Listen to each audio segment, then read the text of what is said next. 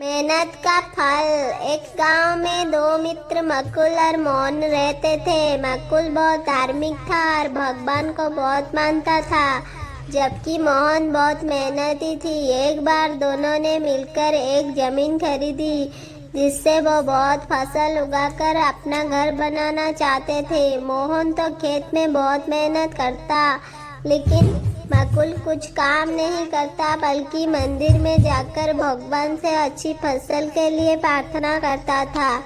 इसी समय बीतता गया। कुछ समय के बाद खेत में फसल पककर तैयार हो गई, जिसको दोनों ने बाजार ले जाकर बेच दिया और उनका अच्छे पैसे मिला। घर आकर मोहन ने मकुल को कहा कि इस धन का ज्यादा हिस्सा मुझे मिलेगा, क्योंकि मैंने खेत में ज्यादा मेहनत की है।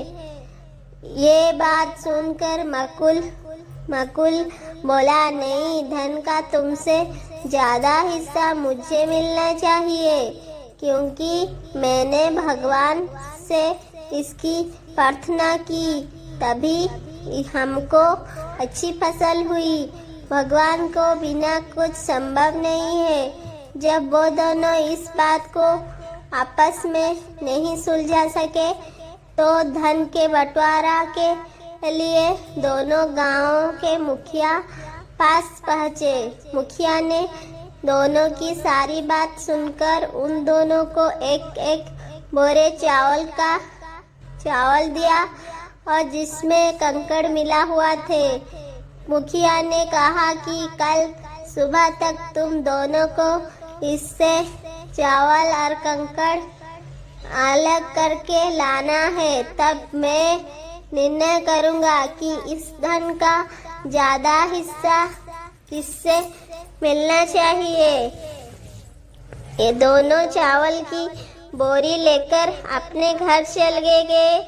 मोहन ने रात भर जाकर चावल और कंकड़ को अलग किया, लेकिन मकुल चावल की बोरी को लेकर मंदिर में गया और भगवान से चावल में से कंकड़ अलग करने की प्रार्थना की। दिन सुबह मोहन जितने चावल और कंकड़ अलग करके सका, उसको ले जाकर मुखिया के पास गया, जिससे देखकर मुखिया खुश हुआ। मकुल वैसी बोरी को ले जाकर मुखिया के पास गया। मुखिया ने मकुल को कहा कि दिखाओ तुमने कितना चावल साफ किया है।